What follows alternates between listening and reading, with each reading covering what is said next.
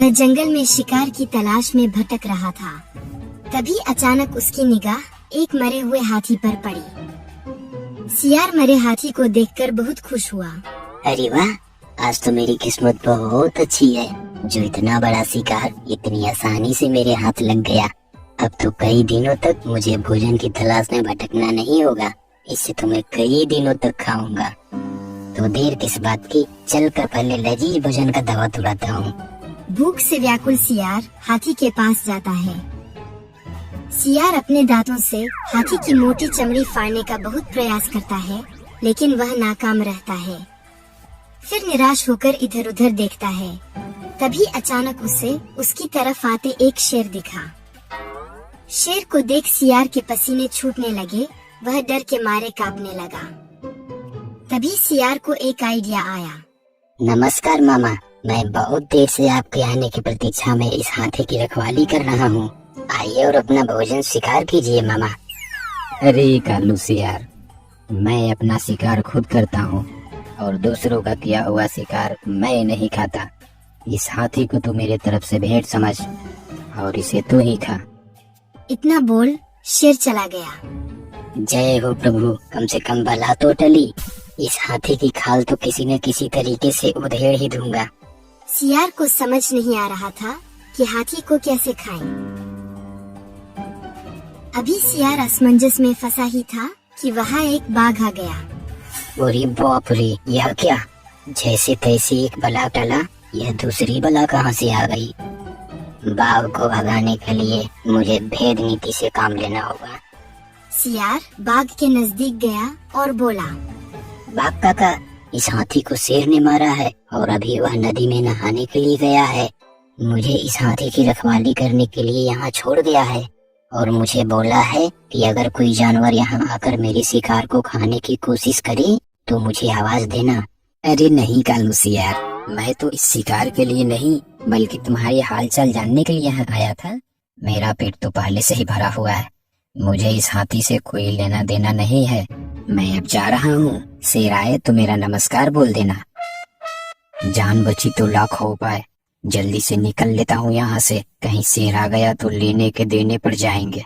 ऐसा सोच बाघ भी वहाँ से चला गया। अब सामने लजीज भोजन पड़ा देख सियार की भूख बढ़ती ही जा रही थी। वह उसे खाने की तरकीब सोच ही रहा था कि सामने एक चीता आते दिखा। अब यह कौन सी नई बला आ गई? लगता है आज शिकार खाने के फिराक में कहीं मैं खुद ही ना शिकार बन जाऊं।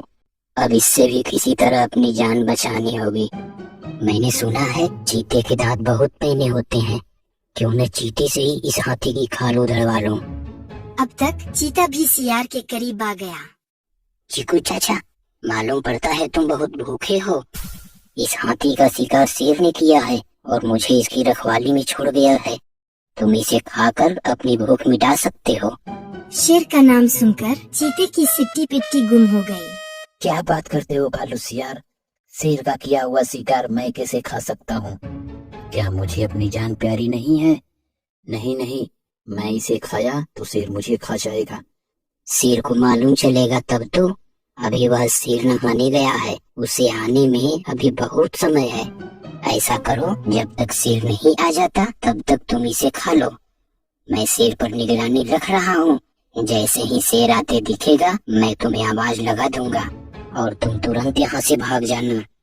सियार की बात मानकर चीता हाथी की तरफ लपका और उसकी खाल उतारना शुरू किया।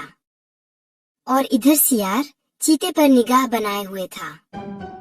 चीते ने अभी हाथी की थोड़ी खाल निकाली ही थी कि सियार चिल्ला पड़ा, चाचू भागो भागो, शेर आ रहा है। सियार की आवाज सुनते ही आनन फानन में चीता भागना शुरू किया और पलक झपकते ही वहाँ से 9-2-11 हो गया। चीते के जाते ही सियार उस कटी हुई जगह से हाथी का मांस खाना शुरू किया। अभी सियार ने थोड़ा सा मांस खाया ही था कि वहाँ एक भालू आ गया। हाथी का मांस देखकर भालू की जीभ लपलपाने लगी। इतना विशाल भोजन? आज तो अच्छी भली दावत मिल गई। अगर इस सियार को खदेड़ दूं तो यह शिकार मेरा हो जाएगा। फिर तो कई दिनों तक इसको मजे से खाऊंगा। ऐसा सोच भालू सियार के नजदीक गया। अबे सियार के बच्चे, जितना तूने खाया सो खाया, अब यह शिकार मेरा है।